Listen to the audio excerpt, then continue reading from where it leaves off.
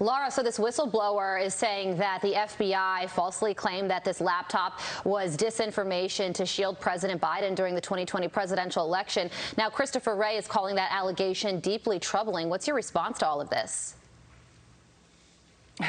Well, it's definitely deeply troubling. It's more than that. Look, we operate in a civilized society, and we are able to do so because we as Americans believe that no matter who you are, no matter your last name or your connections, if you break the law, if you do something that is against the law, you will be held accountable. And what we have seen is that the premier law enforcement agency really in the world, the FBI, as it has been for 114 years now, apparently we know it was weaponized, first of all, against Donald Trump.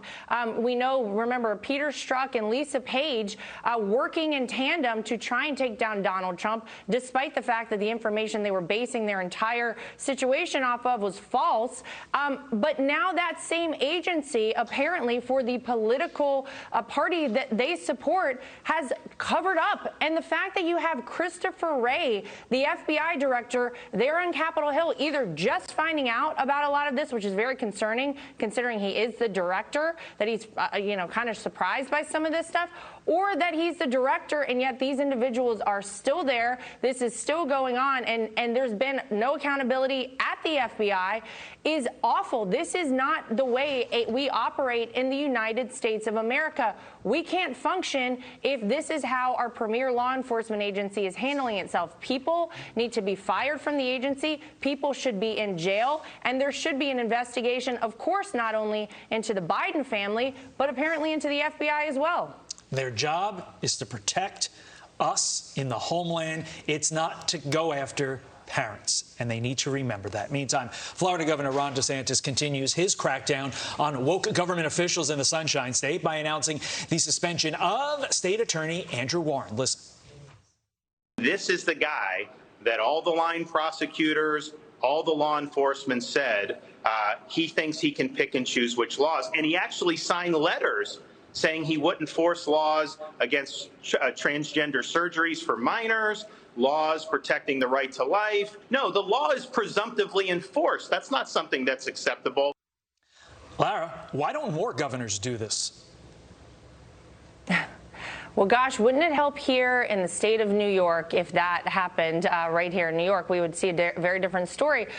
Look, it doesn't matter as a state attorney whether you agree with the laws or not, what you think of them. They're the laws, and they need to be enforced, and that is your job to enforce those laws and prosecute people that violate them. And look, if you're not willing to do your job, as this individual in Florida apparently was not, it is well within the rights of the governor, Ron DeSantis, to get rid of you, to say, you're not doing your job, you're out of here. And yeah, Todd, wouldn't it be nice if we saw more people do this, more governors take control like this and say, if you're not willing to do your job, you're out? Because, man, has it hurt the American people. Look across the country at the way we are not enforcing laws in New York, in Chicago, all across California, and how bad that has been for the American people.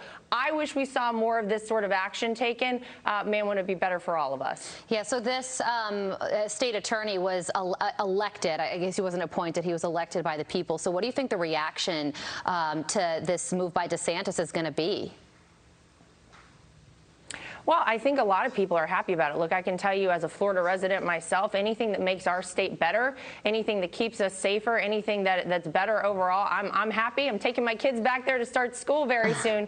But it's really upsetting because this guy, this state attorney, was, of course, Carly, funded by George Soros. And we know these Soros-backed attorneys, prosecutors all across America have not been doing their jobs. They're doing the bidding of the far left. They don't keep people locked up that should be off the streets.